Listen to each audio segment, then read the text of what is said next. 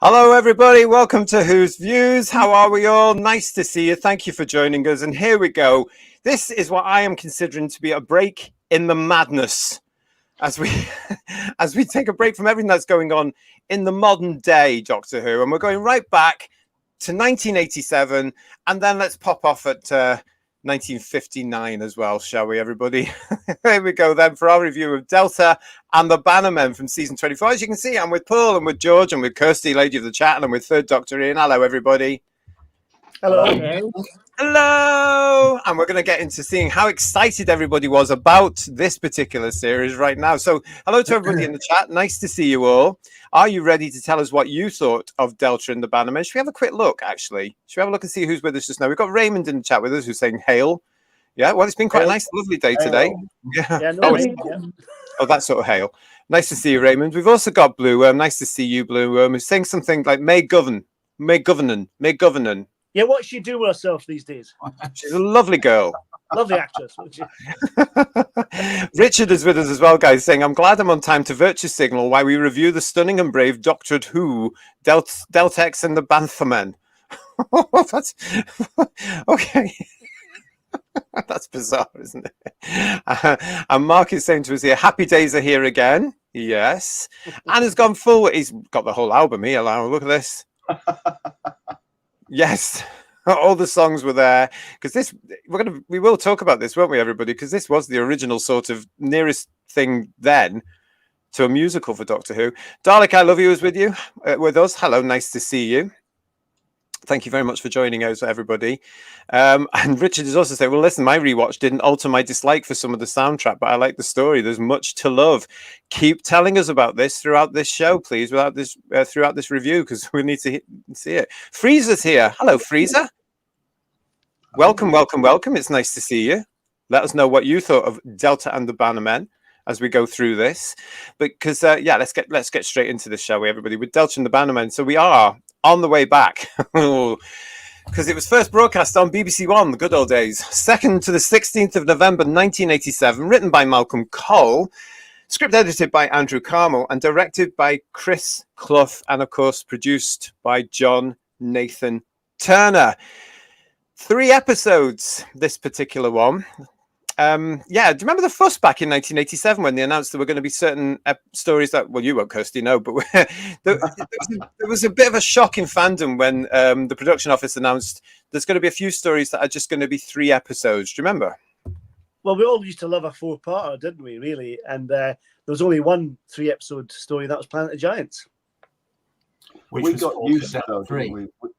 We got used to the 4, 4, 4, 4, 4 and a 6-parter, and then JNT got rid of that, didn't he, with Tom's last season, and he got an extra 2 episodes, made 7 4-parters. Yeah, and Davison didn't have any of them at all. He just had that little 2-parter tucked away in there. But then when they cut it all down like they did, I think he wanted to try and maximize the number of stories he could squeeze in, because they were done as a single block, weren't they? This one and the next one. Dragonfire come after this. Yeah. What were you going to say there, George? When Paul mentioned Planet of the Giants, that was originally shot 4 episodes and cut down to 3. Yeah. And we have a reconstruction of that episode thanks to Mr. Levine. Yes. But watching this for the first time over the last 2 or 3 days, I thought it would have actually worked better as a 2-parter. There was an awful lot of material that was surplus to requirements. You know, how many shots do you need of so-called mercenary men romping around a field? With those fantastic sunglasses on as well. Yes. I had them back in the 80s when I was on holiday in the summer. Yeah. Those sort of things, you know? I had red and I had white and I had blue ones. Yes. And for the 3-part story, the recaps of the cliffhangers in the previous episodes were noticeably long. They were actually, weren't they? Let's have a look at this. Oh, Freezer is saying it's me. Channel is under repair. My channel is no longer under repair. Ah, well, hello to you. Nice to see you. Channel no longer under repair. Freezer. There we go. Alphabet Cat is here with us. Hi, Alphabet Cat. Time for Don Henderson's 3rd best known role after his role in Star Wars and Red Dwarf. Yeah. There was something else I knew him from as well, but I can't remember what that was offhand. The Ghoul for a start. Oh, was it the Sandbaggers he was in? And there's a spin-off series from that as well, wasn't there? Yeah. Yeah. I don't know. I thought it was something on ITV. I thought he did a drama. The Craig Paradise is... Club. He did Paradise Club with Leslie Grantham as well. Oh, well, there you go. Yeah. Craig's with us here saying, going to be watching this on catch up, but wanted to say, I do love this story. I think McCoy has found his feet more or less in this story. The lightweight giving way to the brooding and the angry. There are certain elements in this story where you do see that creeping in now, doesn't it? You know, with Sylv.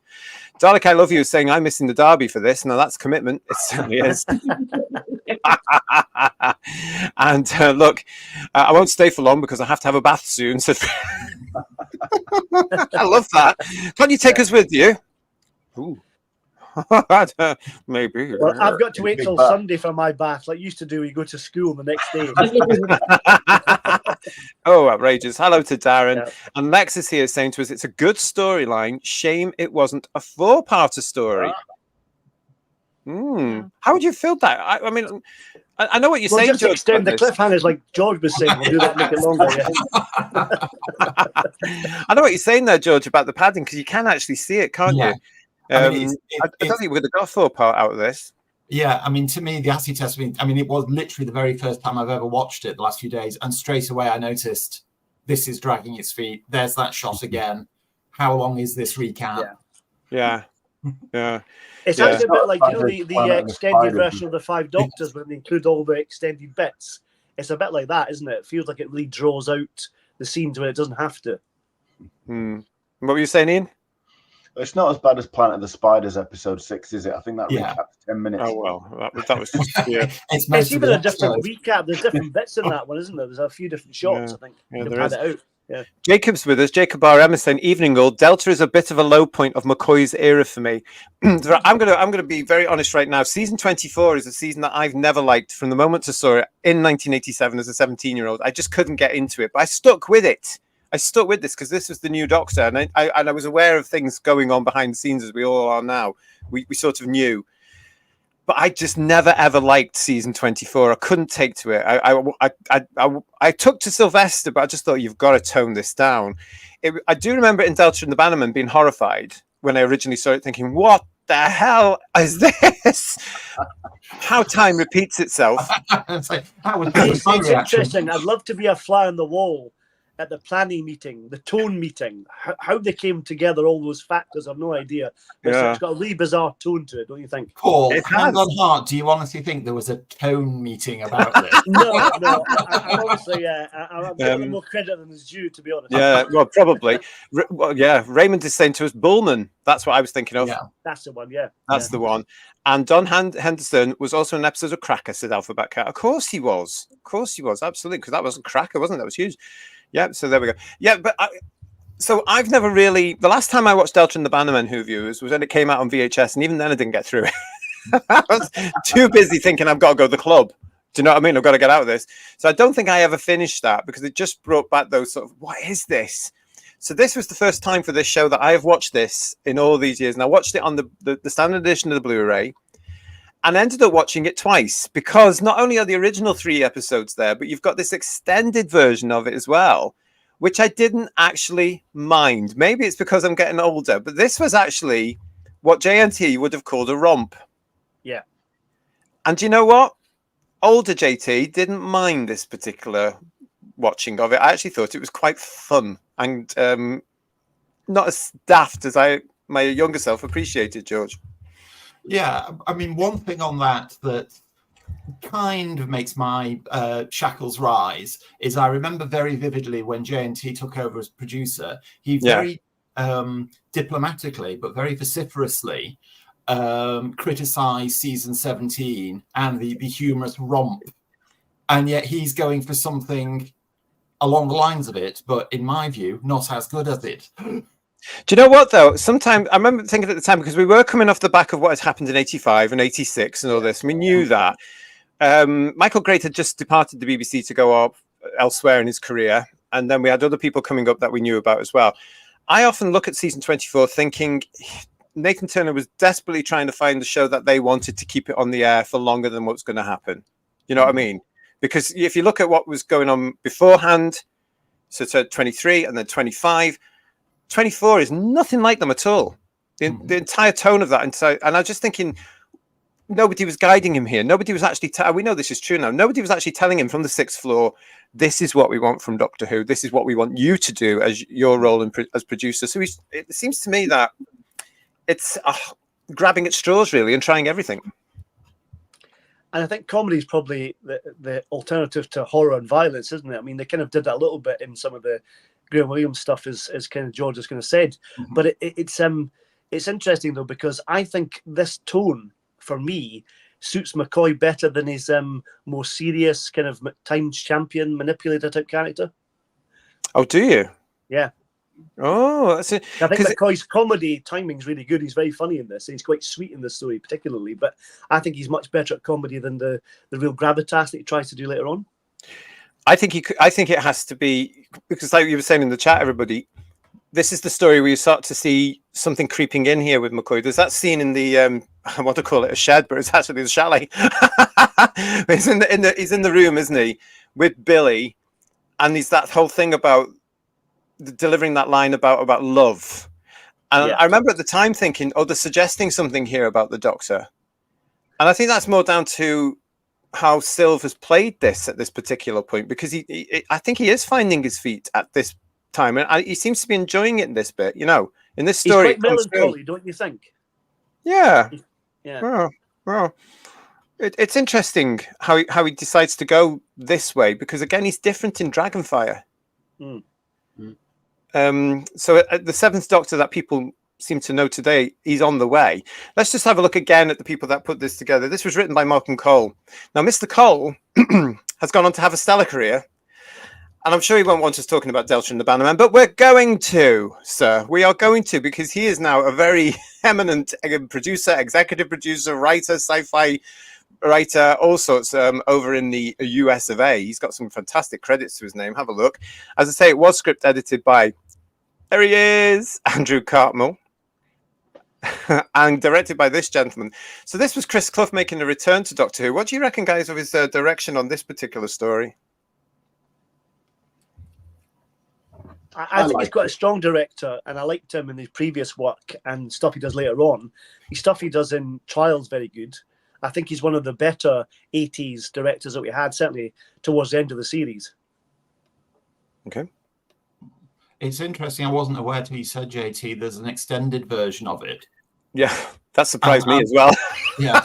I mean, I don't know how much more materials there was the original idea for it to be 4 parts, and it was trimmed down to 3. I think they just filmed more than they needed, because one of the nice scenes at the beginning in episode 1 is this one. There's a TARDIS scene, which is totally and utterly irrelevant. But in this scene, which was filmed, George, when they were doing the studio scenes for Dragonfire, it's basically the usual sort of Doctor not listening to the companion realizing something's going wrong. And then he sort of twists it round at the end and goes, there's something wrong. It's that sort of scene, but it's completely and utterly not necessary to the story at all. It's about them coming into the toll port, Very a lot of 80s TARDIS scenes were a bit superfluous, don't you think? Oh yeah. So you could have jumped straight to the story. We said that last week, didn't we? So because when I was watching, I was almost thinking, are the bits missing here? Because I mean, things to me which didn't land properly, like the instant love story between the Alien Queen and the mechanic guy. You mean Delta, the title role of the Delta and the Bannermen? Yes. That's just how memorable it was to me. I know it's Billy's dressed like Shooty Gatwa, don't you think? Can we let's not mention that name on this show for the moment. Let's deal with that. But there was absolutely no rationale for that happening. All of a sudden it was just there, and yet there were countless shots, I said, of the Bannermen running around fields. Yeah. And when you said there was an extended version, I thought, well, has material been taken out? And then to hit the running time of 3 episodes, they just put padding in. Yeah. Well, I have to say that on the extended version, coming to it fresh yesterday for this show, I did enjoy it, but I can understand why those bits were taken out, because they're not that relevant, and you don't miss them in the original version at all. Yeah. I mean, along those lines, the 2 American agents, even though there were 2 very nice cameos from 2 very good actors. Yeah. They added nothing to the plot whatsoever.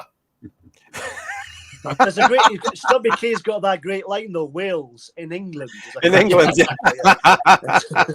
It is true that I remember that. I remember that on the season 24 trailer, because they did that trailer. Do you remember, to introduce the new Doctor? And it was clips from from three the stories, because Dragonfire wasn't in the can. And I remember that bit where Stubby K opens the phone and said that line. And then it goes into all these little clips of what was coming on with that incredible music from Kev McCulloch, which I'm sure we're going to be discussing during this show. Alphabet Cat is saying to us here, I think one of the American actors, Stubby K, who played Weismuller, was in the UK at the time to make Who Framed Roger Rabbit, was he? He probably was, actually, because Roger Rabbit was released in '88, if I remember rightly. Oh, you see? All I know is that Nathan Turner would have been over the moon to get Stubby K. Raymond is saying to us here, it's like a fan-made film, but with a lower budget. I'd go along with that, Raymond. G&T was probably trying to get Stubby K for a panto appearance, wasn't he? Oh, probably, yeah. Yeah. There's that story that Bonnie says, isn't there? When John Nathan Turner said to her, Stubby K's coming into the next story, she went, what? What? She couldn't believe it, because she obviously knew who he was as well. What we got here? Mark says, I love seeing Stilv wearing glasses when he's on the Vincent. That's the bike, if anybody's new to this. Well, the thing about that's quite fun. That story that Bonnie tells about him doing the driving without his glasses on, that must have been quite scary, you know. I think Bonnie deserves some sort of award for bravery for that blooming thing, because you can actually see her now going like this. She's like, and surprisingly, there's loads of outtakes from this story, but none of the crashing the bike, bizarrely, you know. Oh yeah, well, what we got here? Freezer saying to us, I haven't watched Delta and the Bannermen because it's one of the least famed of the classic Who stories, and keep in mind I was born basically 20 years after it aired. It's worth a look though, if you haven't already. Though it is worth a look. We're going to be asking Kirsty as the newbie to this story in a second what she thought. And Lex is saying to us, Green Alien Baby looks like the original V miniseries Lizard Baby. Yes, yeah, that's exactly it. Thank you so much for that, Lex. I was watching this again yesterday, thinking, this reminds me of something. I've seen this sort of thing somewhere else. So that's where it is. It was the V miniseries. Of course it was. Where it climbed out of the mother's tummy. And when she's holding the baby in her arms, looks really nice. So that's a really good prop. It's a shame they didn't continue that as a creature. It could be far more interesting than the human child. Yeah, that's what you call cost restriction. Yes.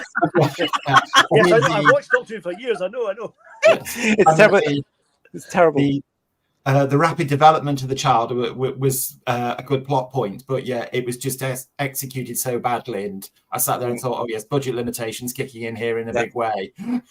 Just to let you know as well, if you are interested and you're in the UK or you're visiting the UK, that actual puppet, it's a puppet of the Green Alien Baby, now resides in Neil Cole's Science Fiction Museum in Allendale, because I've seen it and it's in there. So you can go and have a look at it. The actual one, it's about that big. Was it originally made by? Was it Stephen Moore and Susan Mansfield that did it? Yeah. They did the molds, didn't they, for that? That year. I'm sorry if I'm going to shatter illusions here, but when I watched it, the first thing I saw was there's one shot where you can very clearly see the hand of the operator. Oh, is that? Yeah. I need to back on that. I missed that one. I'm on the catch with me. It was the same person that helped Sutek. Yeah. Yes. They're in every story, just occasionally you don't get that. No kidding. Jacob is saying to us, the Autons and Spear from space. Yes, exactly. Jacob RM is saying to you, it's quite a fun run around for bank holiday Monday afternoon or something. That's true, but they'll never repeat it on the telly. It'd have to come with a trigger warning, probably. So it would, wouldn't it? It really would. I mean, this. Just to say to everybody, just to remind you as well, we're reviewing Delta and the Bannermen because this is part of our Playing for Laughs season, where we've talked about various comics that take a turn in Doctor Who and eventually end up in Doctor Who, and then we look at them and their performance. This one is mainly about Doddy, of course, because he was the big fuss at the time, wasn't he? Oh, Ken Dodd's coming into Doctor Who, and that was a huge scoop for everybody, and John got the publicity he wanted, and Doddy was able to get work off the back of this as an actor and what have you. But when you think about it, he's not the only comic giant, if you like, in these episodes. And when you look at it all, you think, hang on a second, don't you? Stubby K. Yeah. And also the Mr. Burton from Please Sir as well. Yeah. Mm. So what we've got here, we've got these. I mean, we've also got Hugh Lloyd in here as well. Yeah, of course. Yeah. But at the time when we were watching this, these people, I remember thinking. I remember I'm 17 at this time, and I'm actually thinking that I know all these people. And it's really quite clever how they bring all these people into it, isn't it? Really, I'm from outside the UK. I mean, when you look at this, I'm just going to. I mean, this is Richard Davies. Yeah, this is Richard. I'm just loading. There we go. Thank you. It's working now. Richard Davies is in this. He was known for Please Sir, as you say, but he was known for being quite the comic as well. I don't remember seeing him in anything like Doctor Who before, but he does play this really well, this role. I thought it comes across as just what you would expect from somebody in that position at a Butlins holiday camp. Or I love that, not, that really. line he's got when he says Major, actually. I love that line. Yeah, and if you ever wanted somebody to play Welsh, that's who you went to in those days, wasn't it? Yeah. Because he was the big Welsh. Talfrin Thomas. Yeah. Who? Yeah. Talfrin Thomas. Mm-hmm. He was Mullins, the porter in Spearhead from Space, and he was in Green. Of course. Yeah. Of course. And he worked quite a lot with Ken Dodd as well, bizarrely. There you go. Yeah. There you go, yeah. We also had Hugh Lloyd. Now, he was a name to certain people, I would say, well, our parents, really, because he had a huge show in the 50s, 60s on the television. So he was known, and he turns up here as Goronwy. He was a regular with Hancock's Half Hour as well, which was probably one of the biggest shows ever. Yes. Yeah. As well as his own shows. He was a stalwart of the TV program. Yeah. But he's in The Blood Donor, isn't he? He's one of the blood donors. He's got the pack of sweeties, isn't he? And he wants a black fruit gum, doesn't he? Yeah. He had a long-standing comedy partnership with Terry Scott as well. Hugh and I, yeah. Hugh and I. And Hugh and I was the one that was watched by everybody, wasn't it? That's what really, I mean, he did the radio shows as well, but Hugh and I on the television with him and Terry Scott, that's what really cemented their career, wasn't it? The two of them, and made those popular. So here they are. So actually, this is a gift to us as part of this season for Playing for Laughs, because we've got a few of them in here. And we've also Sylvester himself. He wasn't, he wasn't a stranger to the comedy circuit in itself, was he? No. And he was a dab hand with the ferrets as well, wasn't he? Let's be fair. So. Well, I still don't like to think of that. I'm afraid. What we got here, it's quite squeamish, isn't it? Really, but it really is. Jacob RM is saying to us here, the direction in it was a bit poor in this story for me. It all seems quite flat and overlit. Well, a lot of it's outside, really. Yeah. Well, it's all outside, isn't it? Apart from that, those bits they've put back in with that TARDIS scene, really. But it's all on location. Well, that and the interior of the spaceships they have, I think that's all studio, but the rest of it's outside, isn't it? But I've got to say, this listening to all the incorrect views who don't like it, I think you come into season 24, and like you say, stuff's going on in the background. Yeah. And Colin's been sacked, that, and you have Timon the Rani, which is, until it got to Jodie Whittaker, it was the only time I'd ever really had my head in my hands, literally, with Doctor Who, and was totally embarrassed, was the opening scenes of Timon the Rani, especially Sylvester's first speaky bits. And then Paradise Towers was I found that quite dull and plodding, to be quite honest.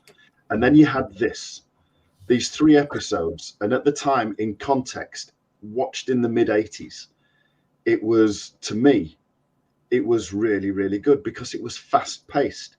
There was lots of explosions. The opening scenes where they're having that battle in your typical quarry, you've got alien planets in the sky, and they looked really good. And the spaceships were an unusual design, and they were done really well, to be quite honest. You didn't get blurry CSO lines or anything like that. They looked convincing.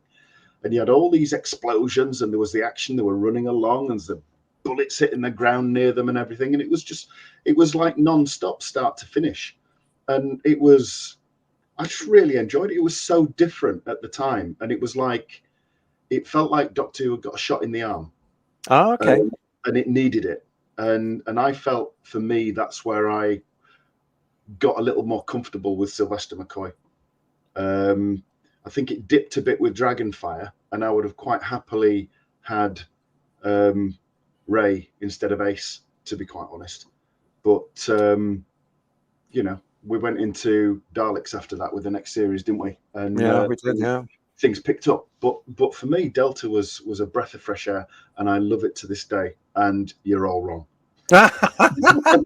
just wait one cotton picking moment, young man. Apart from you, sir. Apart from you. I love this. When I saw it the first time, I thought this was brilliant. I loved this. It was like a breath of fresh air. Yeah, and I've watched it many, many times. I love the pacing of it.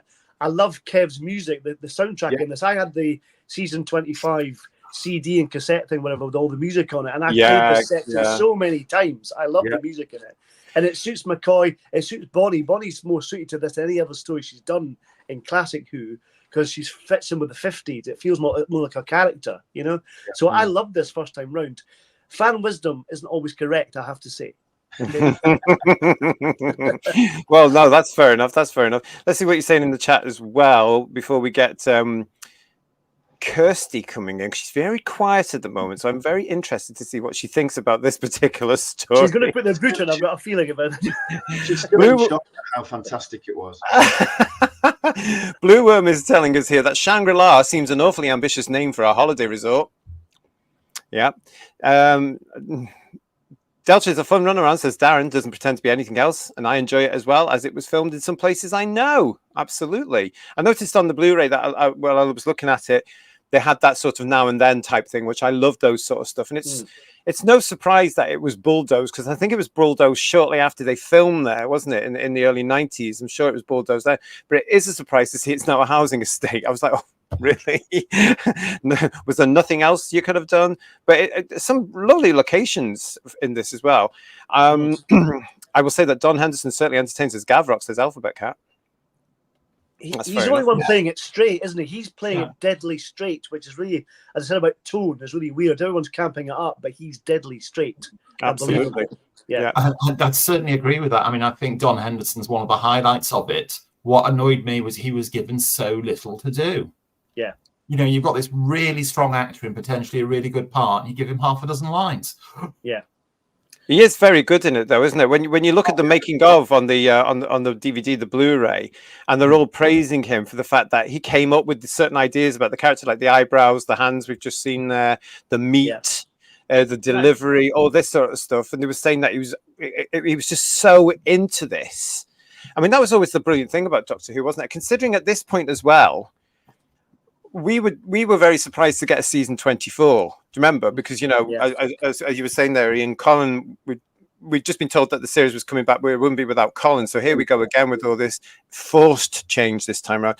John Nathan Turner was going to be staying when he'd said he wasn't going to. We now know the reasons for that.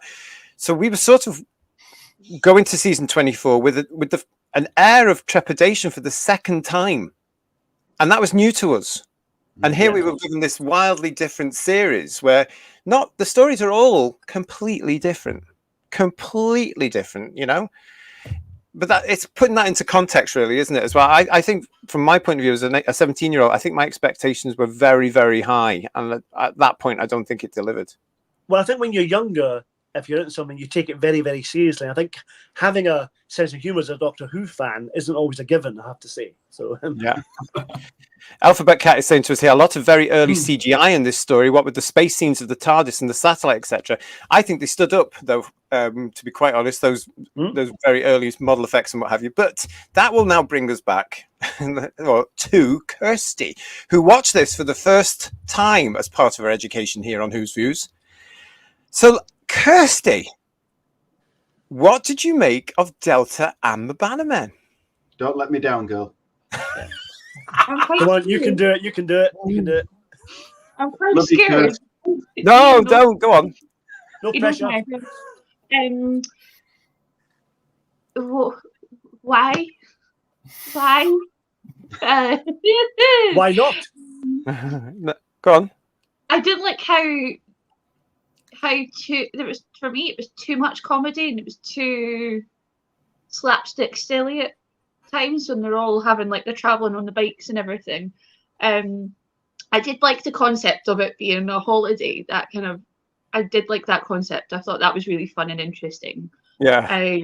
they could have used Doddy a lot more. I was expecting after the stream we had on the Monday to him being a real big focal part of the episodes. I was a bit disappointed on that. The demon green alien baby. What the hell was that? The green baby. What was that? Billy said where Billy young Buddy Holiday lookalike taking the green alcohol to be with a girl that he's not even tapped yet. Why? It was 1959. Let's be honest. I would have preferred, because I have seen Ace before. I would have preferred to have the wee Welsh lass. I can't remember her name. I would have preferred to have her than Ace. I thought she was. Right.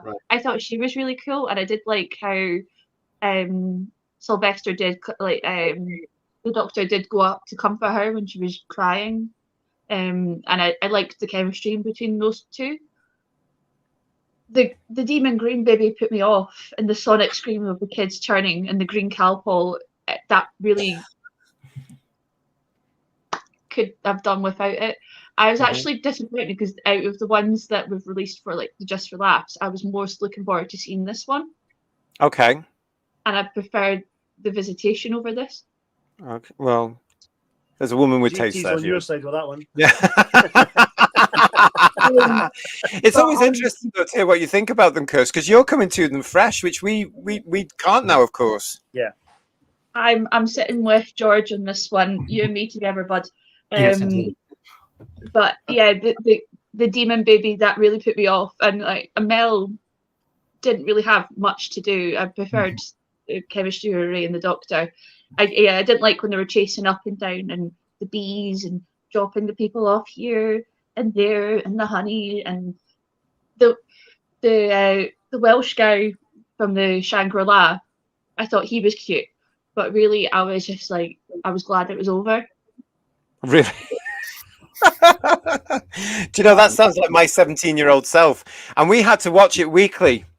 You know, we were watching this thing weekly. It was Monday nights, wasn't it, for this season, for season 24? I think so, yeah. Well, it was about 7:30. It was up against Corrie, wasn't it? 7:35, yeah. That's right, because Corrie had 5 minutes start on it. But we watched it weekly, Kirst, and I'm thinking, thank God it's only 3 episodes, actually. But yeah, you know, I agree about Ken Dodd not being in very much, because it was about a waste of him. But when he gets killed, I thought, they've killed Doddy. What's going on?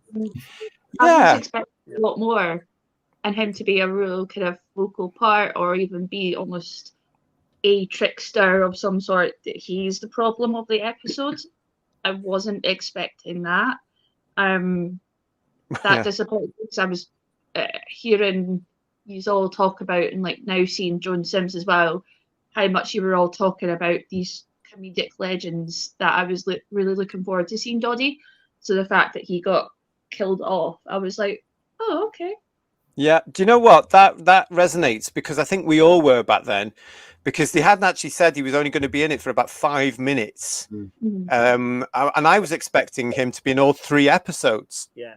I really was, because when you first meet the Tollmaster, you just, oh, here he is. Here's Ken Dodd. He's arrived. I was quite prepared to go with the flow on this. I know an awful lot of our fans at the time, like they do today, were all like, "Oh my God, Ken Dodd's going to be in Doctor Who." No, we've had that all through the show. Yeah. But I was quite prepared to go through and see what let's see what he can do. So when this Tollmaster character turns up, and then they get on the bus and the Doctor leaves, I'm thinking, well, how does he come back in this? And then the next thing you know, he's the scene with Don Henderson and the Bannermen that before they kill him, that's a great scene. I love that scene. Really I think we're all concerned about the fact that Doddy might play Davros or something, weren't we, before he arrived in it? You know, I don't remember. That would be problematic. It would be very problematic, yeah. So it really is, though. This story, it leaves you asking lots of questions. I mean, you don't know why the Bannermen are chasing Delta. You don't know. Yeah, why are they committing genocide? Didn't kill them all. Well, they don't like her, do they? That's it. So. I was going to ask you a lot on this show. Why are they killing them all off? Why are they killing the Shimmerans? Do we need to know? Some people just hate other people, and yeah, that's true. We see it all the time. But you have things here that make you stop and think. And it was killing Doddy was one of them. But the thing that really made me go, wow, did they really do that? Was when they just killed the entire busload of people. Oh, yeah.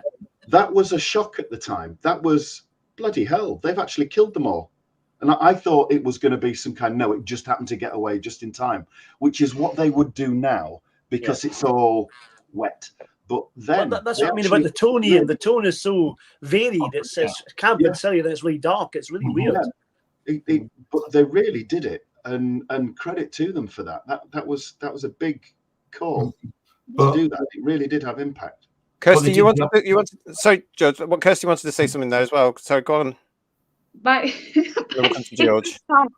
My favourite part, it still makes me chuckle, is when he's in the TARDIS and he's got the umbrella and the face. I'm such a child, but the face he pulls and he's like, that made my day. He likes the gun. He likes the gun. Yeah. Go on, George. After picking up on what Ian said, they did the opposite as well, though. Because towards the end of the first episode, can't think of the character's name, so memorable again, the guy from the Flying Pickets. Oh, yes. When he tracks the Doctor down, betrays him, and is expecting his bounty reward of 1 million, whatever it was. And then, he gets destroyed, and that's ionized. Altogether, it's been ionized. That's quite a tense moment. And then take all the tension out of it by doing the shot of the smouldering shoes for comedy effect. Smouldering blue suede shoes. Yeah. That was quite bizarre, wasn't it? I'd forgotten about that scene till I watched it back, and I just went, "Oh no!" Just like I did the first time. That's just purely tacky, and it's supposed to be funny, isn't it? Guitar as they do it. Yeah. I want to talk a bit. Let's go. Well, actually, I want to talk about Doddy in a sec, but let's go into the chat and see what you guys are saying. Thank you very much, everybody, for joining us again with all your opinions here and what you're thinking. Doddy is the best, probably the best thing about the story for me, says Jacob. Dino V, hello to you. Benny Hill Music meets Heidi High. You see, I'm not a fan of the music. I've too got the 25th anniversary album, and I've heard it over and over again at the times when I was playing that at all. I feel it's out of place. I understand what Kef is doing. He's trying to get that 50s vibe, but it's just too loud, and it's not subtle in any way, shape, or form. It's like the 80s clashing with the late 50s. I love the Dick Barton scene that comes in when they're getting chased by the Bannermen. That's quite good. That. I'm surprised they got away with that. It's used so many times, though, it loses its impact. It's like, God, here we go. Here's the Devil's Gallop again. But, as the motorbike goes 150 yards out of shot. Now, poor old Bonnie's in there as well. Paul is with us as well. Paul Rowan is here. Paul is, of course, one of the stars of our latest edition of Who's Master. If you haven't seen that yet, it's out there.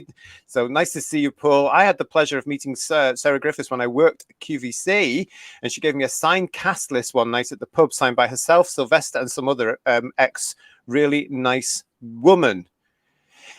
Yeah, I never understood all that stuff there about this one block, 2 stories in this one block of filming, the same crew going through it. Okay, I never understood this.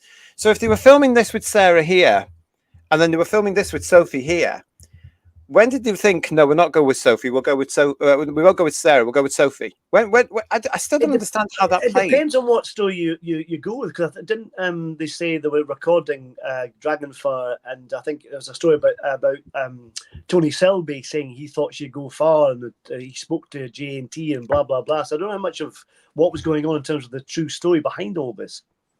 I just think it's all. I still don't understand it to this day, but never mind. It's not relevant anymore. We got Sophie, and that's it. Mark is asking us, any thoughts on season 24's Delta and the Bannermen marking the end of Doctor Who's child-friendly era, setting the stage for darker, more complex stories to come? So you're talking about what would come on in 25 and 26? No, I think they were still child-friendly. I think they were still family-orientated. And there was an awful lot, when I think about 25 and 26, there's more action in them to an extent, isn't there? Mm-hmm.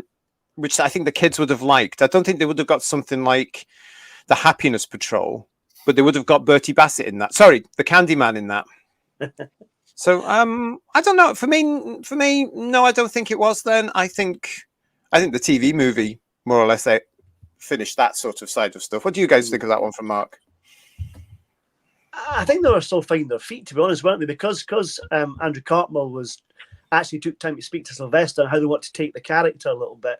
I think they were still finding their feet, and because this season was made in such a rush, as well. Oh, terrible. They didn't know what they were doing, so they had time to get it fixed for season 25, didn't they? Yeah, no. I mean, we do have to appreciate it's so difficult for people like Kirsty coming to this now to understand just how much stress, though, everybody involved with this, especially John, was under. Because he was basically told, you've got to come back to work on Monday and start on another series, and you've got 20 minutes to do it. Yeah. You know, and you don't have a doctor yet or a first script for the series or whatever, you know. Yeah. I mean, it's very. I mean, you can't appreciate it unless you were there. We were so lucky to get season 24, because if John had turned around and said, I can't, I'm knackered, there wouldn't have been a 24, 25 or 26. I think the jury's out whether the word lucky is appropriate or not. That's the thing. But, well, if you wanted an extra 3 years, yes, definitely. Yeah, but yeah, I mean, it's a very strange season.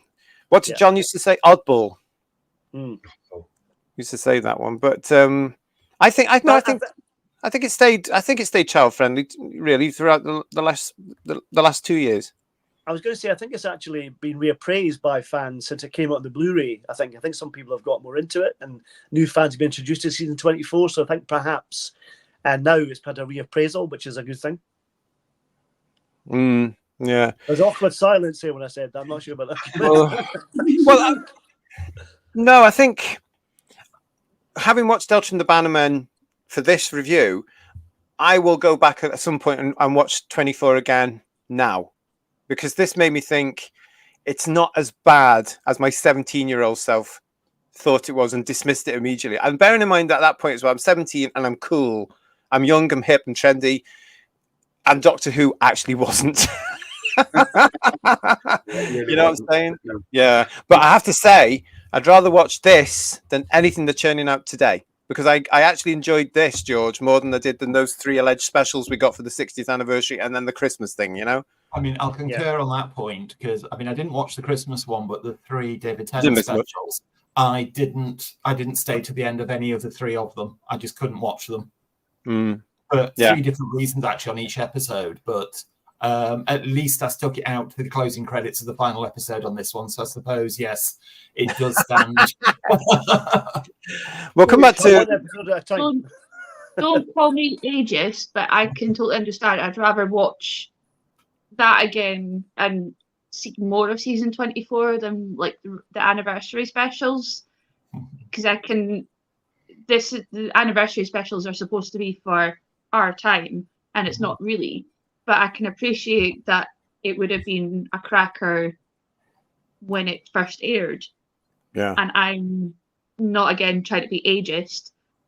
It's something that I didn't grow up with, so I appreciate it, and I would hearing more about like JNT as well. I appreciate that and how much he was under pressure to get it done. So I'd happily sit and watch that again.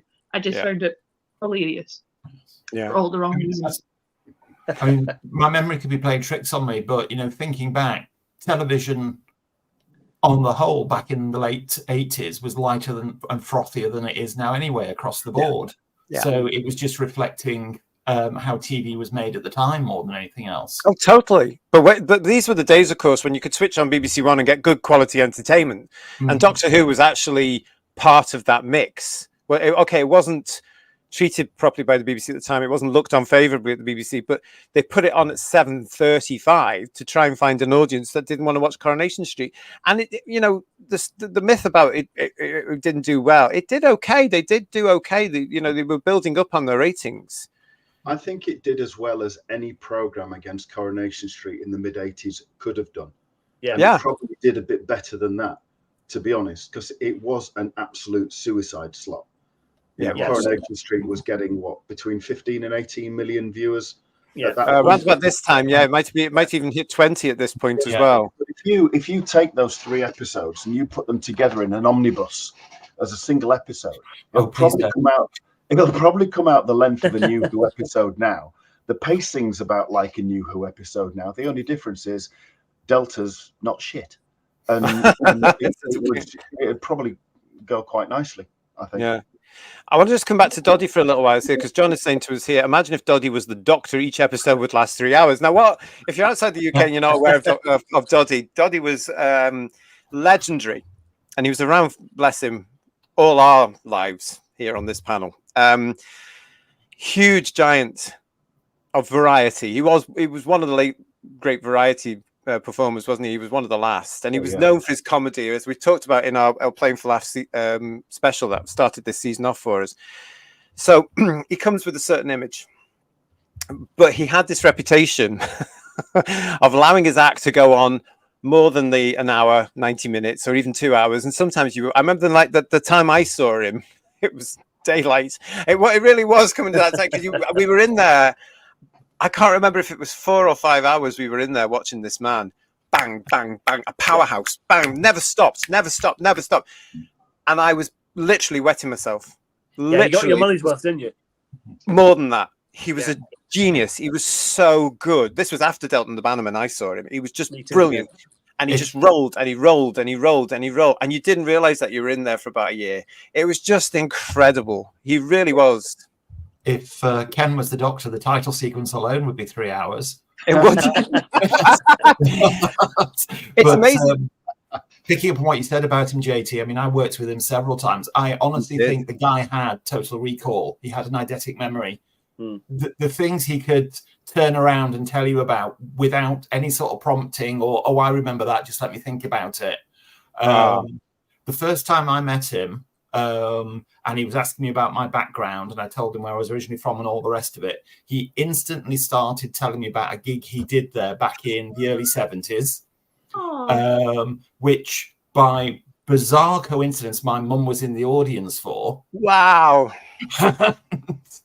Yeah, that's meant to be. Yeah. And when I told him that, he said to me, well, ask your mum about this, that, and this, that, and the other. And, when I talked to my mum about it, he was absolutely spot on. I do think the guy had total recall. Wow. Well, that would have been handy with scripts, because, of course, Doctor Who, he'd done a couple of things before, but Doctor Who was the one that showed Doddy acting on television, the first time he'd acted on television. Doddy was also famous, of course, for being the only entertainer to play every working theatre, in the UK. Probably twice. I recommend, if you've not seen it, there's an audience for Ken Dodd and another audience for Ken Dodd on YouTube. Yes. If you've not, I recommend that if you want to see some of his work. He's hilarious and it's superb. It's so funny. Yeah. But the brilliant thing about this is it got JNT what he wanted. It got the publicity, because that day after their photo call down there on set at Shangri-La, the old Butlins kind of thing, the papers were full of it. Do you remember the old grainy black and white dotted photographs of Doddy with the Doctor and Bonnie and the Vincent and whatever was coming on? But it also got the now legendary Radio Times coverage. You want to laugh? This is what we got. That's it. That's what we got. We were spoiled. Yeah. This is what we got. We got the 3 episode listings as usual, 7:35. There we go. There, a black and white picture of Doddy on episode 1, because yes, that's the one he's in, and then that little feature. You would have thought they would have given it the front cover for Doddy, wouldn't you? Yeah. But they didn't. They gave it that little feature there. Was and that this the back pages? Remember the back page story in I don't know. I didn't have it listed as where it was. I think it must have been shoved near the back. Yeah. But let's talk about his performance here, because watching it again now, I don't remember being horrified on an original broadcast, because I loved Doddy anyway. I know it was uncool to do that in the 80s, but I did. I loved all those giants. They made me laugh, and so therefore I loved them. So I was actually quite, okay, Ken Dodd's coming into Doctor Who. Let's see what he's going to do. And then he came into it. It was the Razza that got me first. I thought, oh, okay, it's Ken Dodd playing Ken Dodd. But then, in my eyes, and watching it back now, he's not at all. He is playing this rather grotesque sort of character. I think he could have played it a little bit darker, but as we now know, that was because the director never actually said, tone it down or do it this way. So he did just do it your way, yeah. What do you guys make of Doddy in this? Well, in the I think I said this in the last program we did about we were talking about the comedians, that in the extras on the Blu-ray there's a but first this, like a children's show, and they show lots of rehearsals that they do together, and some of them were potential takes. And he is so much better in the stuff you see than the bits that are broadcast, which is such a shame, because you get more of Ken in that. He's ad-libbing left, right, and centre. It's hilarious, really good. Was the part written for Ken? No, No, it wasn't. As far as I'm aware, no, it wasn't. The Tollmaster was in Malcolm Cole's script. Okay, because I think he and Don Henderson are the two highlights of this. They're the two elements that make it bearable. And I think Ken gives a really credible performance and proves, he was, as well as all of his other talents, he was a very, very competent actor and convincing actor as well. Mm. It's a shame though that at the time, here he is doing this piece, but I think he was so well known that any of us that watched it on those nights was just Ken Dodd in Doctor Who, because that's what we're talking about now. Ken Dodd was in Doctor Who, Yeah. I think if he'd had that tighter direction, George, to be able to say, right, this is how we see this, and this, because the story was he was actually asking Sylvester and Bonnie, help me, what am I doing here?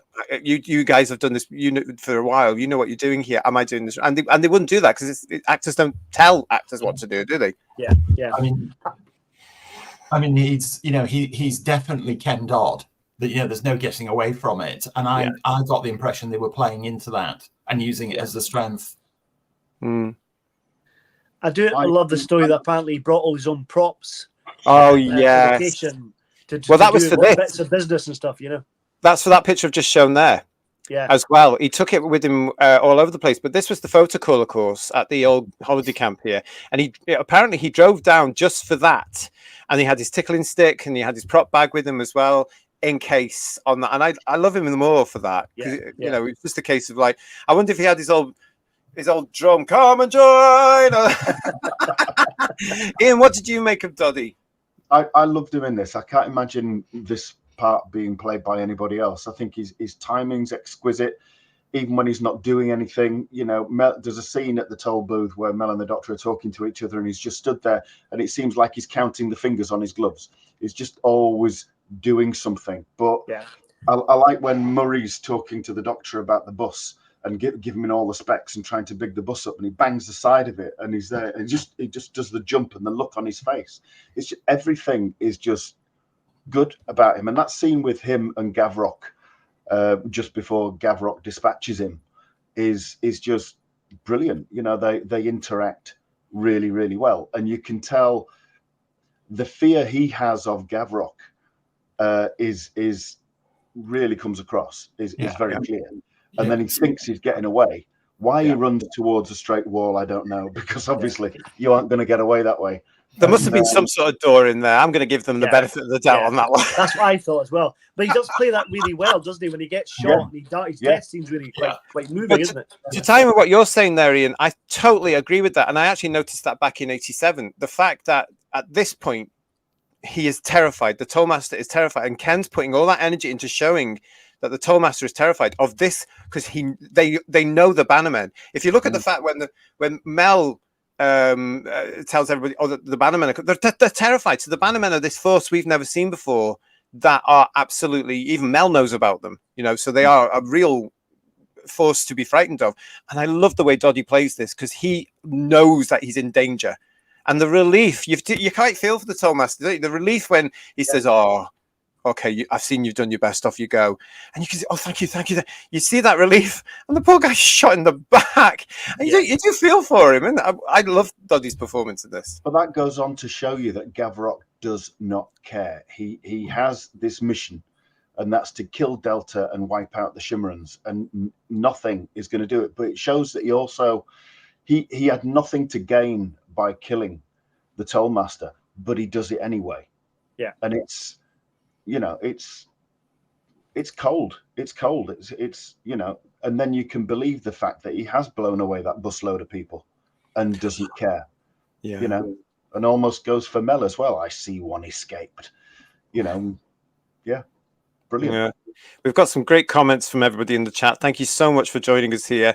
Dalek, I love you, is saying here, imagine if they put Doctor Who against Coronation Street now. I doubt it would do better than JNT's run. Well, the thing is, Corrie isn't doing brilliantly now either. Neither is EastEnders, and I'm sure they're getting 20 billion on the ITV player or whatever they call it as well. I'm not too sure. Jacob is saying to us here, I don't watch Corrie anymore, grew out of that years ago.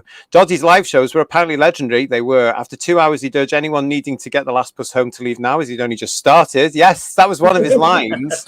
One of the lines he says in one of the shows that Paul mentioned before, the now legendary Audience Wids, he actually said that the one I was at, because he turned around and he said to us all, I don't know why you're all laughing so hard, because I'm the only one that knows when the doors will reopen.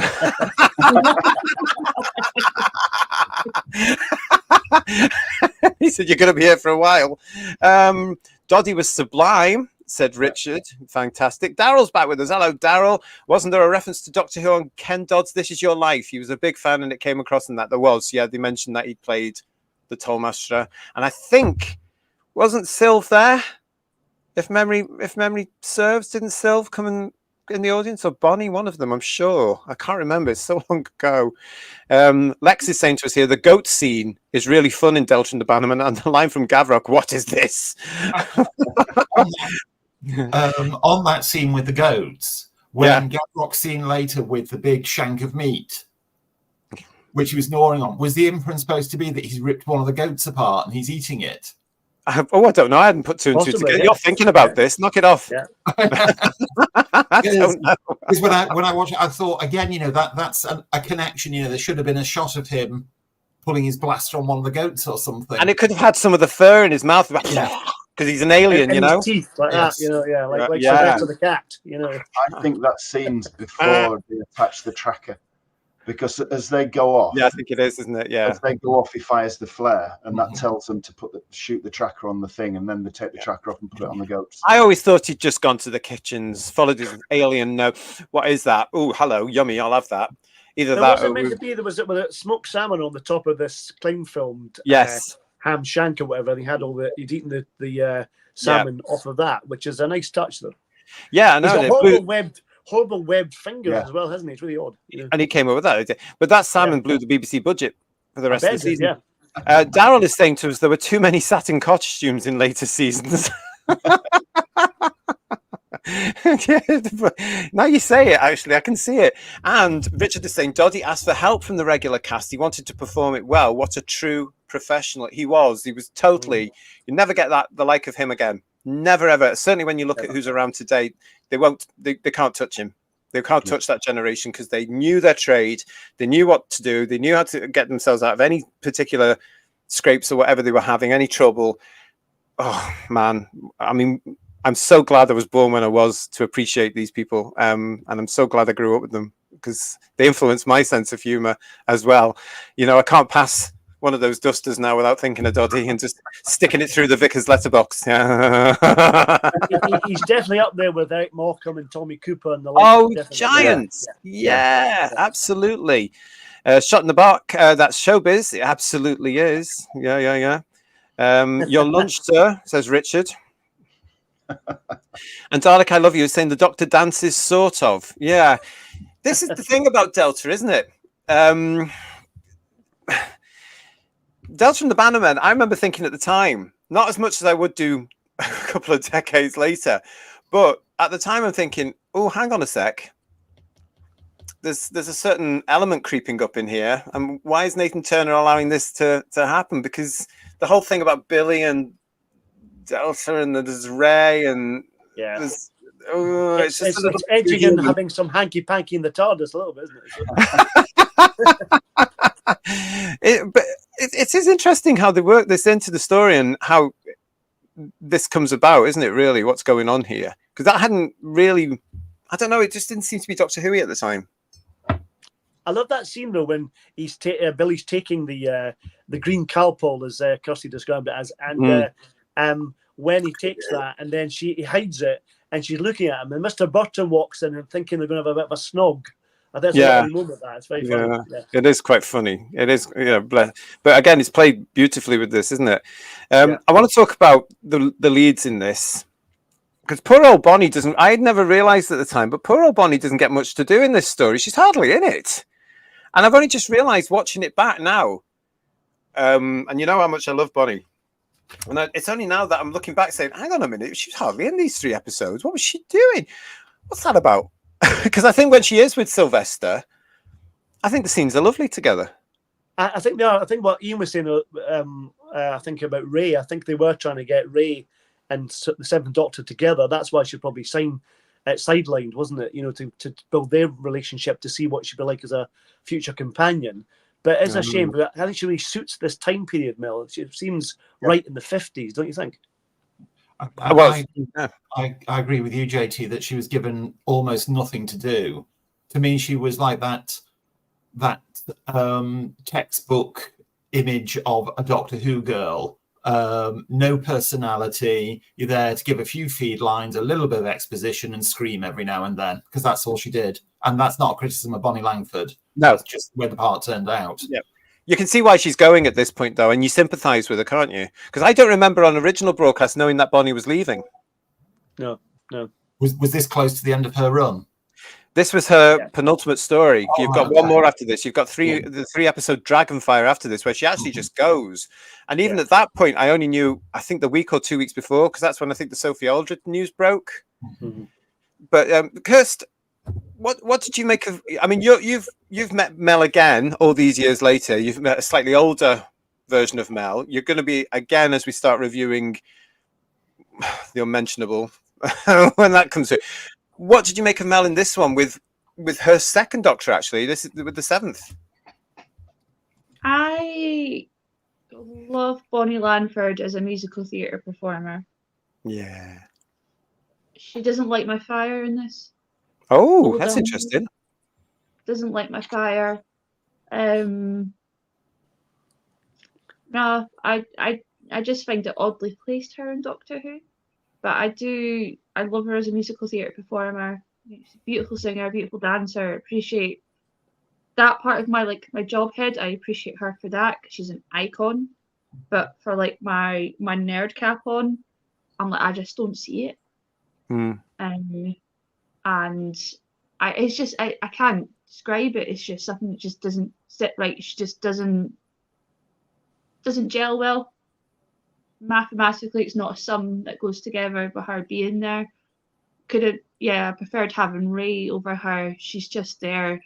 She is that a kind of stereotypical, what's that, Doctor? Oh no, And you really need that. It gelled well with Ray and the Doctor. Wait till we reviewing stuff about Ace as well, because then I'll be like, but yeah, Mel doesn't really light my fire. And I'll have to on that. I was going to say, I think what I've mentioned this before, that I'm a fan of Big Finish, and they've used Mel in Big Finish. And like Colin, the 6th Doctor, they've actually managed to mellow and develop the character, and she's so much better on audio than she was on TV, which is... I have to agree.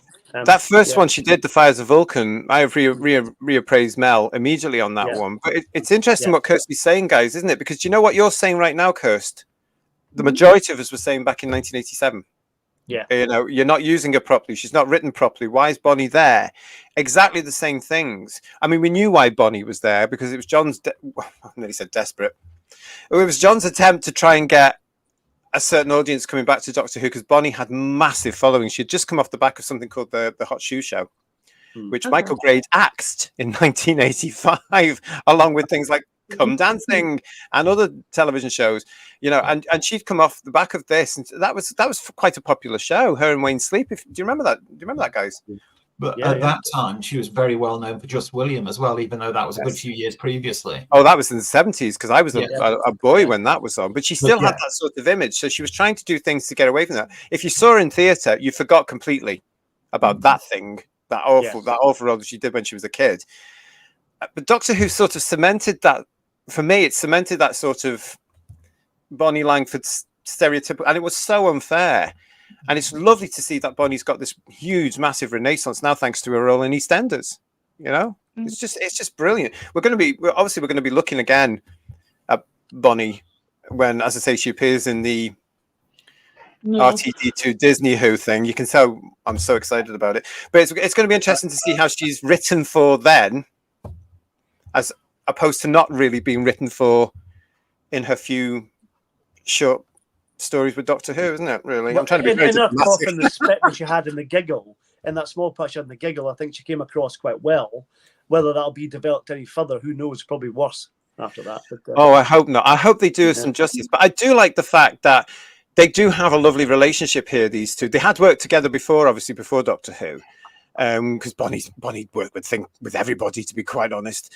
But I do think the fact that the Seventh Doctor and Mel, and in this story as well, even though Bonnie's not there, the fact that the Seventh Doctor knows she's capable, because he's given her roles to do, isn't it? You sort out this, you sort out that. That's why she's off screen. I quite like that, actually, that he trusts her enough at this point, and he knows that she's capable.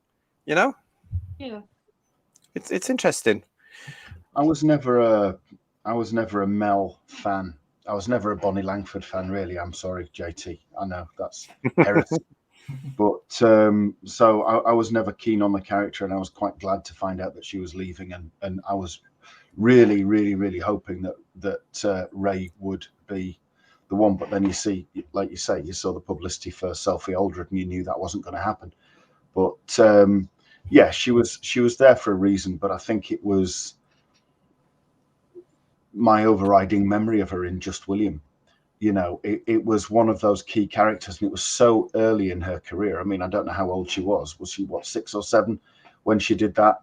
And very young, yeah, very young. Violet Elizabeth Bott. I don't know anything about Bonnie Langford, but that was the character, and it sticks there because it was such a talked about thing. And I don't think I could probably shake that. And I wasn't happy knowing she was coming into Doctor Who, and because Doctor Who was having a problem, and I thought if she's coming in, that's going to kill it. And obviously it didn't, but you know, she's very forgettable, though, isn't she, Mel? And that's nothing to do with Bonnie. I blame John, and I blame Andrew, although he was new to the series that year, so he had his own problems. I blame the directors and I blame the writers because they just didn't write Mel properly. She could have been another Sarah Jane Smith or another Nyssa, or something like that, and they didn't even bother. You know, they were just get her screaming, scream. I mean, this isn't an indictment to Bonnie Langford, but to me, watching these episodes, she came across with all the depth and character of, you know, one of the companions that used to appear in the TV comic Doctor Who picture strip. Yeah. Well, she reminded me of basically too. She reminded me of some of the original ones, to an extent, in the mid '60s. You know, the glamour girls, as I call them all. You know, just there to go And was that necessary in the 80s? Not really. Jacob's saying to us here, it's a shame Bonnie was overlooked in both this story and most others. I'd say all of them, to be honest. One hopeful thing about the new run is her return. I have to be honest, Jacob, it's Bonnie's return that keeps me going, because I don't think she was presented properly in whatever it was called, The Giggle. God, and we now know she's in series 2 as well. She's in Shooty series 2, unless they're doing reshoots. We know she's going to be in series 2, so maybe they're making the most of her now. Blue Worm is saying to us, Mel was the computer programmer who never went anywhere near a computer, strangely enough. That is a running gag now, isn't it, really? Lex is saying to us, she only signed up for 2 years and her 2-year run was over, but she was waiting for another year, but never happened. She could recognize a megabyte modem, though, couldn't she? She could, yes, which is very handy knowledge. Yeah, and Richard is saying to us here, Mel, the computer programmer from Peace Pottage, that was the limit of her character. Bonnie did a great job with not very much at all. She did what she could with nothing, and we know they weren't getting much direction or input at that point either. And when you get those scripts and it says you've got to scream, it is no wonder that she quit. I think, as you said, JT, when she did EastEnders, it really showed. I mean, obviously, her musical theatre stuff's great, but when she did EastEnders, she really showed how good an actor she was as she was maturing as an actress as well. I think it was really, really strong. Yeah, well, I always liked her. I saw her in Peter Pan. Yeah, first time I heard of Bonnie Langford was Dancing on Ice when it first came to the TV. Oh, no way! Yeah, because she was in that with Bannermen, wasn't she, in the first series? Yeah, that's the first time I ever heard I knew of Bonnie Langford was Dancing on Ice. Oh my goodness! Wow. Okay. Blue Worm, yes. Blue Worm, yeah. Lena Zavaroni was an equivalent to her as well. Yeah, bless her. They were pals. They were quite close friends. Yeah, they were, weren't they? Yeah, they were pals. Yeah. Blue Worm is saying to us, "Is this the first of the appearance of the Umbrella?" Yes, it is. And I remember being horrified. Yeah. Yes. The Doctor becomes a Riddler, doesn't he? Yes. I was to say, whoever signed off that umbrella and that tank Guess top who signed off that umbrella? Yes. Come yes, on. well, I'm sorry, they should have been taken out and shot. The story is about this as well, that Silver's given... He inherited the 6 Doctor's alleged brolly, right? The multicolored thing that made an appearance the season before, right? So that was that. Then he gets that sort of regular handled one, that sort of bamboo one in Paradise Towers. Yeah. And it was Sylv that said, wouldn't this look good if this was a question mark? So, of course, John Nathan Turner goes, yeah! Because he's thinking automatically marketing. It's just a shame that John never lived to see the blooming things being marketed, isn't it? It really is. Like the Doctor needed more question marks, for goodness sake. Well, it was bad enough, wasn't it, guys? Seeing the reveal of his outfit and the papers where he's got... I remember thinking, oh, good, the question marks. Oh, no. And then this thing turns up in Delta and the Bannermen. And I'm because it's the umbrella that comes out the TARDIS first. And that's the shot that stayed with me all these years. Where the umbrella comes out, and I just, oh my God, what are they doing now? But that's all it was down to. It was down Blue Worm to being a marketing ploy, and Nathan Turner tried desperately to get them marketed, but back then no one wanted to know because the show wasn't big enough. Strange how things come around again, isn't it? What's this from Mark? In 1967, Rain manages Shangri-La when Garonwi's bees find a lost tube of Delta's royal jelly mutating into bee-men, Rachel and the bee-men. Oh, I see you're talking about a spin-off there. Yeah, Rachel, the Vincent, and the B-Men. Trademark. Jamie, hello. Jamie Mel was my first companion. Time in the Rani, my first episode, so I've got a soft spot for her. You see, that's what we forget. One of my friends as well, Mel was his first companion, so he loves her to bits. And he's so thrilled that she's coming back now that he's actually going to start watching the show again just for his first companion. We forget that, don't we, really? Somebody somewhere grew up with Mel. It's all subjective, isn't it? That's the thing. That's exactly it. It's a shame that Mel's main role was just to say, but Doctor and scream, especially when Bonnie is capable of much more. But that was the scripts at the time, wasn't it? Magic Stew, hello to you. Have we not noticed how good we finished minisodes are on YouTube are? They're normally better than the entire show itself, especially that one with Leela. All right, well, we're not talking about that now, so that's fine. Stew's great. She really was great in EastEnders. Yeah, great to see her acting chops. I mean, it just shows you what they could have done had they thought about it. And, I don't know. I'm with Kirsty in that sense. I still feel that Bonnie was wasted in the show. What they did was they made her a caricature of Bonnie Langford, didn't they? Really, that's what happened. Yeah. What's this? Raymond says he uses the umbrella well in Dragonfire, the next story. That's we'll save that debate for when we do that. Yeah. Now, Blue One. Now, this is something that Ian mentioned the other day. Apparently, Stephen Moffat agrees with the fan theory that Garonwi is a future incarnation of the Doctor. Sure. By now, I'm pretty sure one of my potted plants is a future incarnation of the Doctor. I think we all are now, aren't we? Yeah. Along those lines, when I watched the episodes, I thought, so what's the deal with this Garonwi guy? Is he another Time Lord? Is he what? Because he seems to be very much in the know. Well, let's ask Ian, because I heard this rumor or this theory about Garonwi being a Time Lord years after Delta and the Bannermen. It must have been in the mid-90s where people were saying, oh, did you know Garonwi was a Time Lord? And I would turn around and say, where the hell did you get that from? So Ian, give us the theory. Why is Garonwi a Time Lord? Well, you know what? I'm going to take credit for this. Sod the world. And I will give that credit to Who's Views, because that's where it's getting broken on.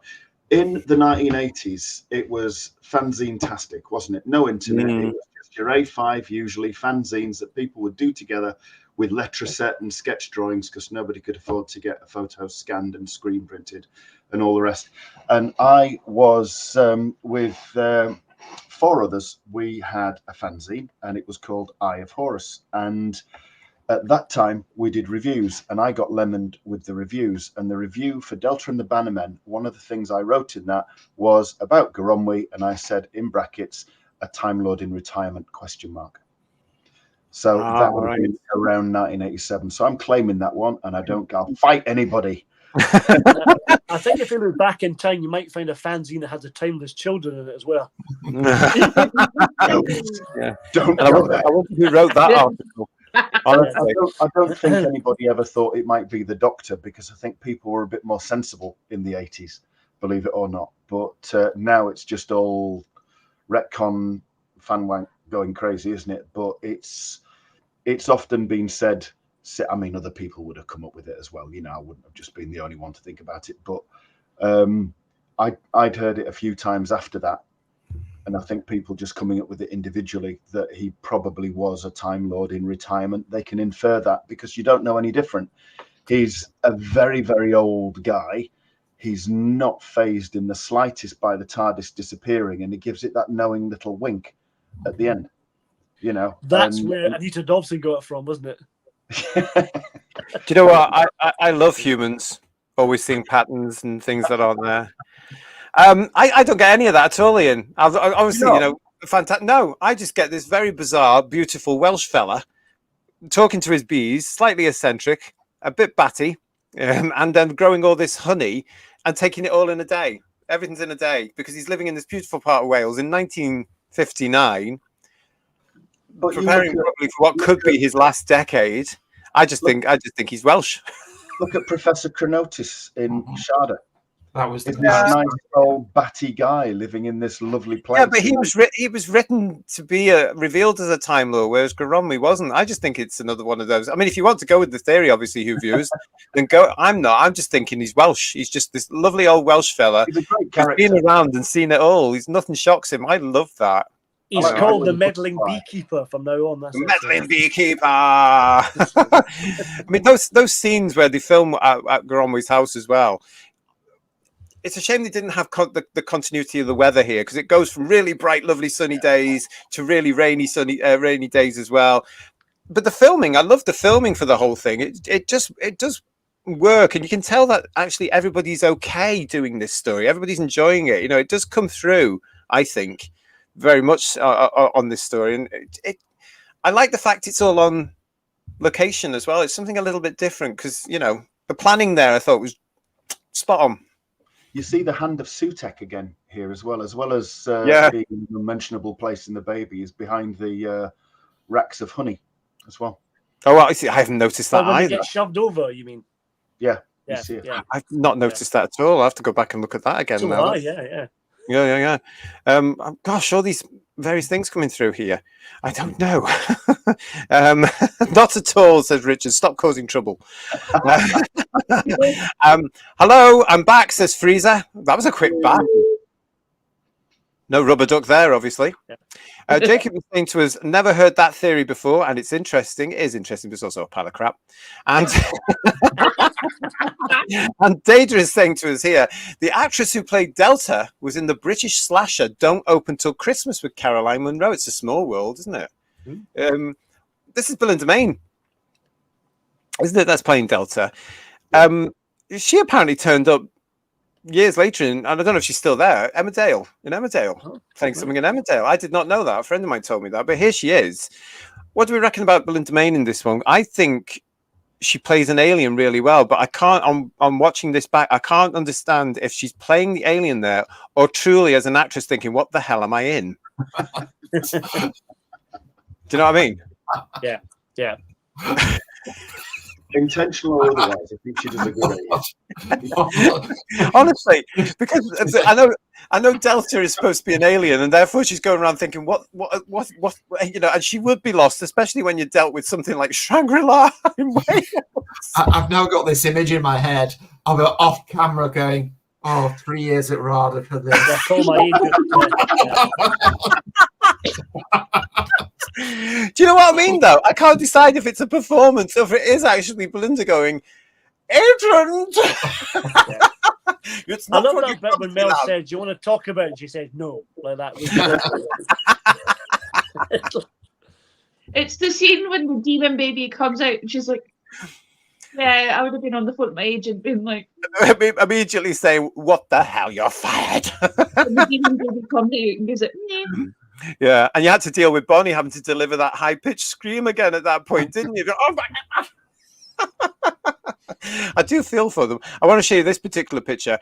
This is from my autograph collection from many years ago. This was a big photo that they were, in those days, this was one that you didn't buy. You know, it was given to you and they would sign it. So she signed it for me. Oh God, this must have been in the 90s sometime. It's a lovely picture though, isn't it? Yeah. Very striking lady, to be honest. Yes, she is. She's certainly rocking the Emma Peel catsuit. Yeah. And she also rocked that thing that allegedly Mel gave her, the dress, the polka dress. We showed it quickly there. I'm going to find it again. I'll show you again there. But I just thought, hang on a minute. Now, if Mel's given you that dress, how have you managed to get into it? Yeah. Where is it? I'll try and find it. There it is. Bigger on the inside. That's what. That's exactly where I was going for. Although if this has come from the TARDIS wardrobe room, it must be, mustn't it? This picture is fantastic. Well, have you seen? Obviously, you've seen the outtakes from this section, and it's about 8 takes or something. Sylvester keeps forgetting these lines. It's a really funny outtake. No, are they on the Blu-ray? Yeah. I'll have to go and watch that then, because I love stuff like that. I think it's on the Noel Edmonds piece at Clown Court. I think it's on that. I can't watch that then. But there's outtakes from Silver Nemesis on there as well. It's really, really good. I recommend it. It's very funny. It's weird, isn't it? Because when you look at those big shows that Noel used to do on Saturdays, they are so dated. And yet now Ant and Dec have inherited that very same format, and people have fallen for it again. Yeah. But bizarrely though, it's got the Clown Court presenting as it is, and it's got all these outtakes from Doctor Who, and then they have outtakes from Clown Court because Sylvester and Noel keep corpsing with each other. It's hilarious. It's very funny. Really. Yeah. Lex is saying to us, Delta looks like Diana from V. The original one, I think you mean there. Okay. Jacob is saying it's the same bemusement as Beryl Reid had in Earthshock. Richard is saying she's thinking, I'm going to throttle my agent. Yeah. Look at this. It's a pity they couldn't afford for someone to cut the grass and give the railings a fresh lick of paint, though, says Raymond. I really noticed that on this one when they're walking into those old chalets. Yeah, the banisters are very rusty, aren't they? As you come down the very stairs. Rusty. Can you imagine in those days? Because we didn't have this little thing in those days called health and safety. You just did what you had to do. As you can actually see with Sylvester and what's his name who plays Billy on the roof, because they're very near the very end. That wouldn't be allowed today. But you can see all that rust. Now, can you imagine if one of the actors has scraped their hand on the rusty? Nobody would have cared, would they? Really? Oh, you're fine. Get on with it. You know, no forms in triplicate, nothing like that at all. Does anybody stay on Gallifrey? Says Mark. No. It's so cool. Why would they? Dalek, I love you is being naughty by said, dare I say, give me the loving, honey. No, you don't. So cheeky, isn't he? I like the honey connection there. It's very good. Yeah. From the honey monster. Oh, Mark, I don't know. She needed the money. I'm sure she didn't. And Richard is saying to us she was a very pretty lady indeed. Raymond is saying she was a bit of a cougar. Woo! The outtakes are fun. Yeah. There you go. And Blue Worm saying to me, what am I talking about? There is only one thee. I'm sorry about that, Blue Worm. I could say things about that reboot, but I won't. The smell of damp would have been awful, says Richard. Apparently it was. That was something that, was it Sylvester said in a convention one? That's one of the things he remembers about Delta and the Bannermen was the smell of damp. And he actually said that he wanted to stay on the premises until they saw the size of the rats or something like that. Ugh, how awful. I wonder if they mentioned that in the Blu-rays. I hope they do. Dalek, I love you is saying, I have to say Billy was the highlight of the show, and I won't say why. You don't have to, it's fine. Well, we have to say, I mean, again, I'm going to say 1987, I was 17.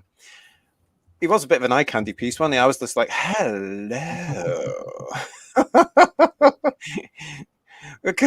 Curse, what did you reckon about Billy? A, not my type, and B, why would you start taking green alien kelp off a woman you've just met? Yes. Well, because he like was I a said, bit. it was 1959, you know. He was just a bit of an old tramp, Cursed. Yeah. That's what it was about there. He was like, he's going on the ship with Delta, and he's like, boy, you can keep the bike. I'm done with this planet. I was just like, what? There is another story in this. You have a sequel to this where it's like the Fly, and he's half kind of Delta, half whatever. You know, he's kind of got this mutant face or something. There's a story in that somewhere, I'm sure. There probably is somewhere. I want to say hello to Limykins, who's joined as well, because I do love that. Limykins. Hello, Limykins. My little Limykins. Who's saying there is no way there is any health and safety as you watch Mel bounce around in that sidecar. The screams were real. I love that bit where Sylvester says, "I need a bit of your ribbon." He does that, and she's like, "Oh, my hair." It's funny. there are a few funny bits actually where you can see some of the actual impro, can't you? Really, that's coming on there because I think it's even the wrong ribbon. She's like, "No, that one." Oh, I am enjoying this because it's very funny. These 3 episodes as well. They're quite entertaining for a number of reasons, to be honest. But this is what we wanted for this, playing for laughs before we get really serious next month. Anyway, there we go. This is riddled with little bits that you could. The number of times Sylvester tries to eat the apple, that's brilliant. Yeah. And then when he's with Ray on is it a Lambretta, and they're going across and he opens the gate for her, and he goes through and he shuts the gate. He's on the wrong side of the gate. He does that little look and everything. Just so many little things that just make you smile. You just, you need that. There was always that in Doctor Who. You go right back, Hinchcliffe and Tom Baker and everything else. There was always, no matter how scary the story was, there were always little bits that just made you smile. And you miss them now. You don't realise until it's gone. One of my favourite bits is from the invasion when Troughton gets shot in the bottom by the Cybermen, and that's superb. I know, it's brilliant, isn't it? I think because this is called Delta and the Bannermen, we do need to mention the Bannermen. Or as it said on the original Target novel, Delta and the Bannerman, on the spine, they actually got it wrong. Do you remember? It says Delta and the Bannerman, and they corrected it for the reprint, but I've still got it, so yaboo to you. But they were, these are supposed to be terrifying. They're quite cute in a sense, and can I just point out again, there are those helmets from Earthshock again, everybody. Yeah, and Mysterious Planet as well. And the Mysterious Planet. This is their third outing in Doctor Who. So well done, John. That was money well spent there, mate. Love you to bits. Well done, Nathan Turner. Because I'm sure they turned up elsewhere as well. But yeah, the Bannermen. Okay, what can you say? Yeah. Yeah, exactly, Kirst. They're supposed to be really terrifying, aren't they? But yeah, I think the spine of that target bit was right, because the only Bannerman there is Don Henderson, don't you think? Yeah, and he's superb, isn't he? As we say, why would crackshot mercenaries, the most feared in the universe, run around with dirty, great big flags stuck to the back? Because they're called Bannermen. Yes, and after this, they were looking forward to go to Glastonbury in 1973. On the weekend, Gavrok sells fudge or something. I know. Throughout the week, he's a murderous person, but at the weekend, come and see Gavrok's fudge. Oh, pardon me. But there's ones, where they're supposed to be lying low in a field or something, and the guy's got a dirty, great big flag sticking out of his back. It is beautiful. Only in Doctor Who. Let's face it, only in Doctor Who. One thing I was disappointed about, and I'd actually forgotten until I watched it on the rewatch, was how Gavrok disappears, and he literally does. This didn't work for me. This whole thing about I get it, the ultrasonic thing, which the Bannermen were allergic to, or very, very sensitive to, but then the idiot goes and walks into his own force field. Mm-hmm. They could have come up with something a little bit better for me, or even possibly space police coming to get him or something like that. I don't know. Do you know what I mean? Another lost opportunity for me then would have been, if space police come and got him, the door would be left open for him to reappear in a future story. Yeah. That would have been quite good if Gavrok could come back to meet the Seventh Doctor in season 26 or something, wouldn't it? Really, because that would have been quite Revenge of the Gavrok. There you go. And if they had a really straight story for Don Henderson to play, that'd be great. Yeah. It would have probably been a finished series, wouldn't there? The Gavrok Files. Probably, yeah. There was such short series then as well, because Kirsty, there were only 14 episodes in this day by now. 1986, 87, 88, 89, there were 4 seasons of 14 episodes, 25 minutes. That's what we got down to. Back backup weeklies, so they couldn't really do what they used to do, you know. Yeah, so it would have been, had they been longer, they might have been able to say, "Oh, we've got this particular villain, we could try and bring him back again." And so, and I'm sure Henderson would have done it because he seemed to enjoy himself tremendously, didn't he? Yeah. The Bannermen would have just been men without the banners, said Richard Brooks.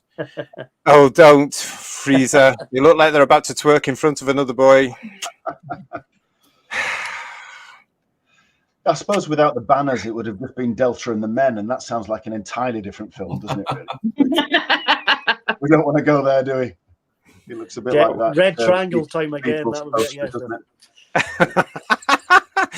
Oh, it is terrible. Talking about the helmets of the Bannermen, Dalek, I love you, saying hold on to your helmets because especially for the next Who's Views, we've got one more coming up. We're going to be talking about that before we get into all that. That's coming up. So get ready because very soon we're going to be asking you for your scores on the TARDIS doors out of 10 for Delta and the Bannermen. Don't put them in the chat yet because I can never keep up with you. But I'll tell you in a second. Limykins is also food poisoning from eating raw meat. Oh, and Blue Worm is saying here, never kill off a good villain. Yeah. It's true, isn't it? Because you never know what you can do with them. You never know. You never know. Not much. Oh, but you know what? I have to be honest. Even though it has certain elements I don't like, certain story elements, not acting elements, but certain story elements I don't like. Yeah. I can forgive certain things about this now in my older years. As it could have done with another rewrite, but it is lovely, and I do like the cast, and I do like this Stubby K and what's the other gentleman's name? I've forgotten the other gentleman's name. Morgan Deere. Yeah. Yes, thank you. Of course it is. As and Hulk. He had the privilege, if I can use this word, to be in Rosa with Jodie Whittaker. Oh yeah. No, was he? He's in Rosa. He got a tiny part in it, but he's in it. Really? Oh my goodness! Can I just say you've just prompted me on this, JT, putting that image up there, and this is the pedant in me breaking out. The police box was, even though a common sight in 1959, that particular type of police box was a common sight in London only.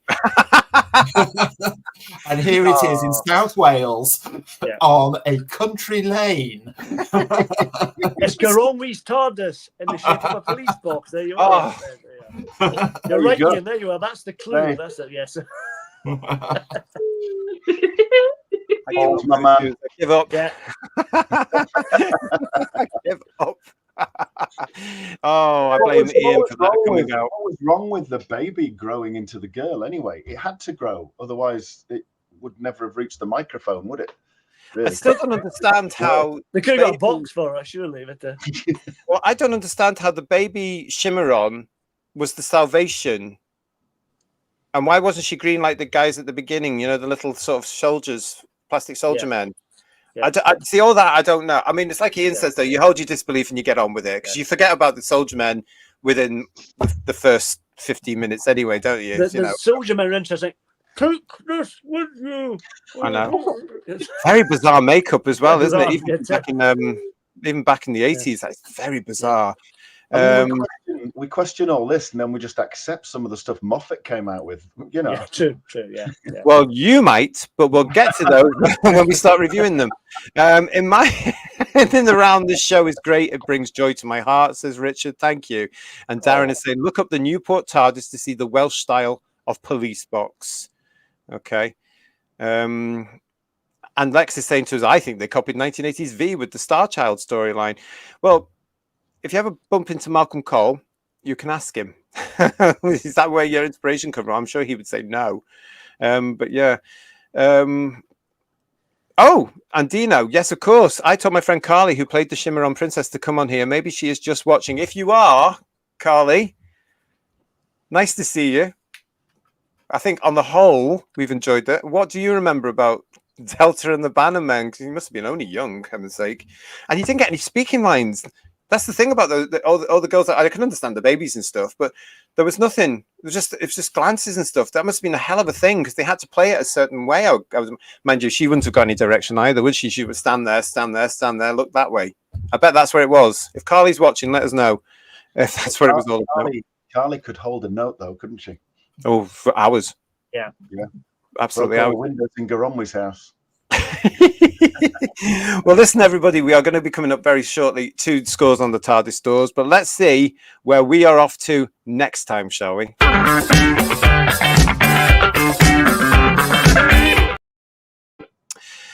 Yes, we are, as part of our Playing for Laughs season, we are going to meet the Unicorn and the Wasp in 1920s England via 2008 as David Tennant and Catherine Tate take the lead. So there's something for you. I haven't seen this for quite a while, actually. So I'm interested. I'm looking forward to seeing it again on that particular one. But there you are. It's very funny. The Wasp was standing up. It's like that picture of the Wirren at the visa department in London, all the monsters or something like that. You know.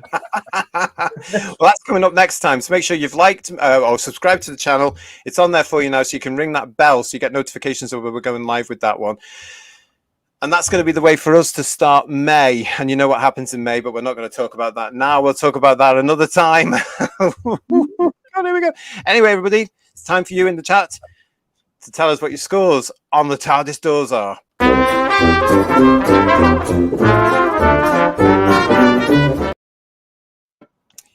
Yes, it is.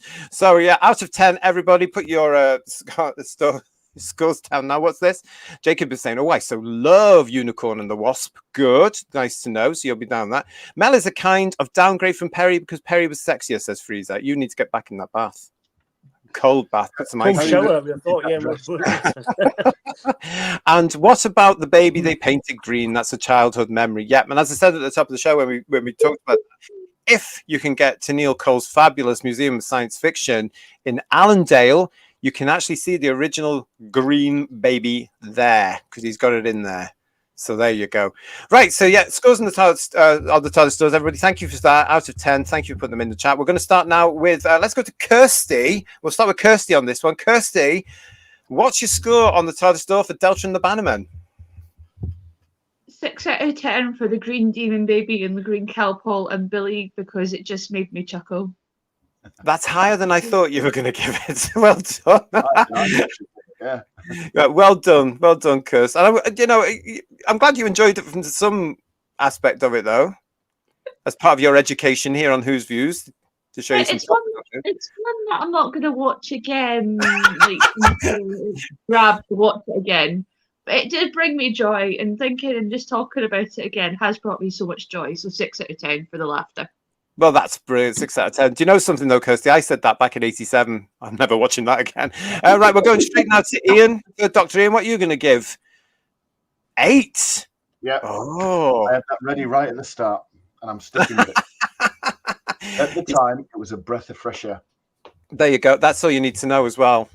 I suppose it was actually, when you think about it, with all the vibes that were going on with the 50s and stuff like that, it was a bit different. It shows actually as well how a sort of musical episode could possibly be handled. And seeing as we will probably be referring to Delta and the Bannermen again in the near future.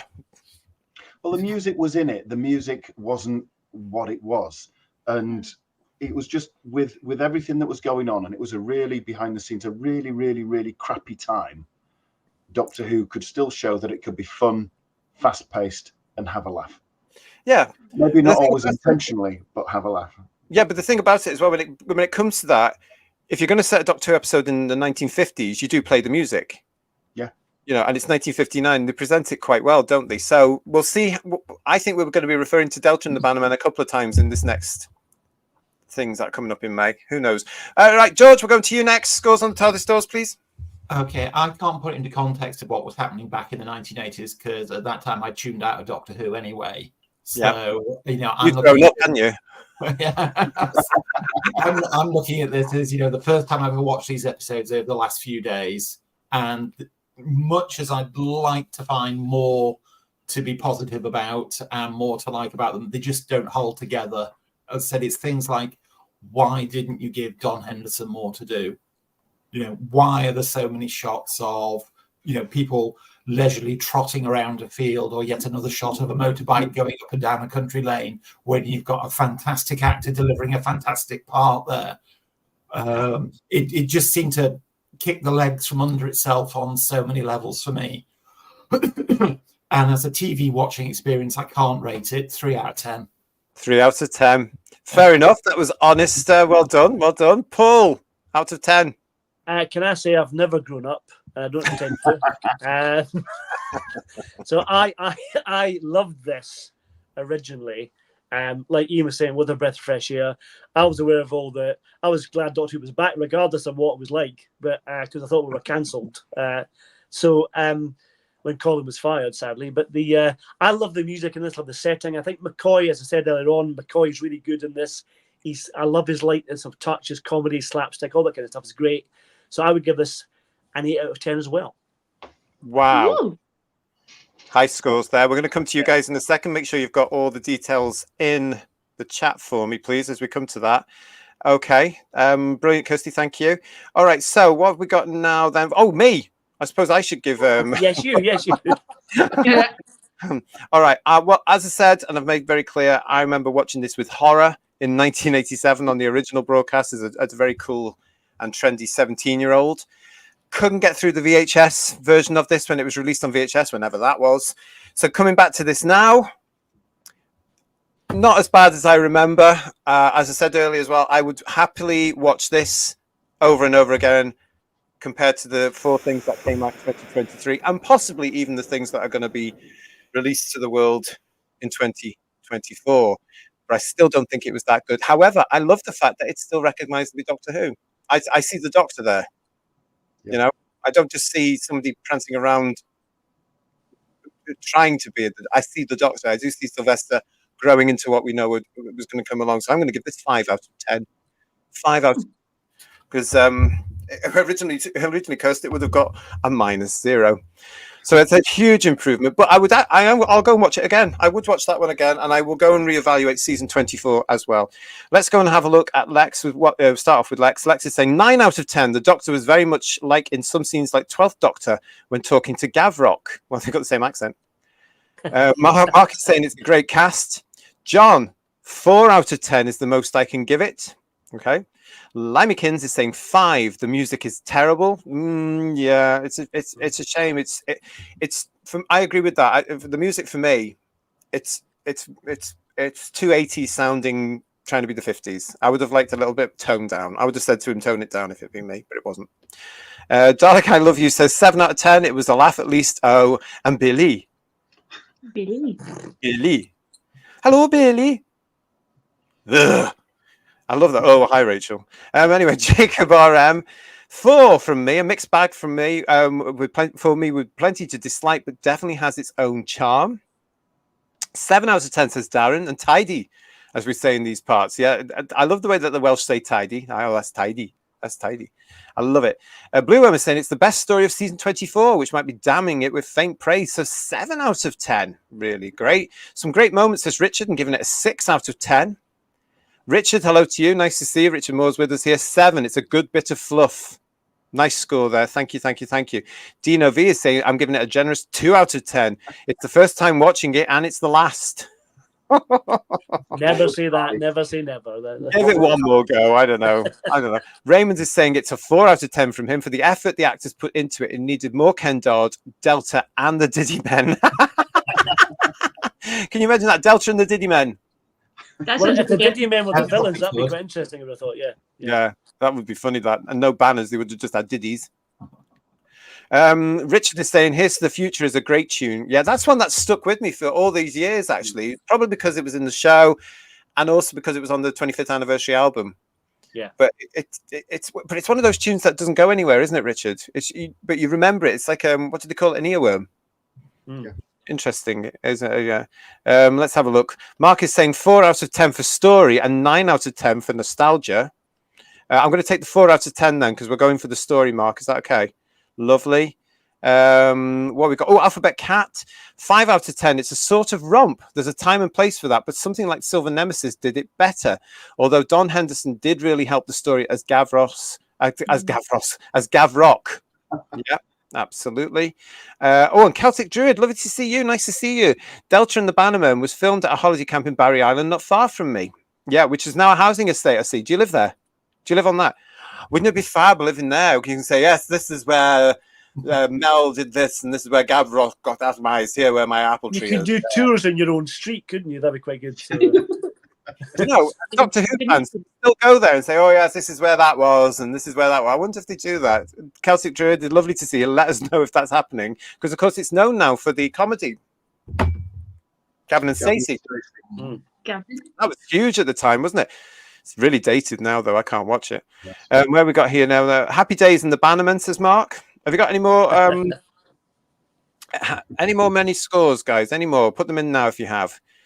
Any more scores on the TARDIS doors? No? Oh, okay. Well, anyway, I think that scored quite well, actually, considering, because it was really well hated at the time, wasn't it, Ian? No. If anything, well, I know many other fans who quite like it as well, but that's I'm sticking to that story. Yeah. Well, that's absolutely fine. This show shows that we don't all agree, and we can still have a laugh. Yeah. I mean, but GTLC outside about this, okay? That's all I'm saying. To put it into context, I'll just say I absolutely love Creature from the Pit. Fight me. Well, I love Time Flight, so I have no taste whatsoever. That's fine. Celtic Druid's getting back to me here. Was saying I'm from Bagoed. Is that right? Apologies.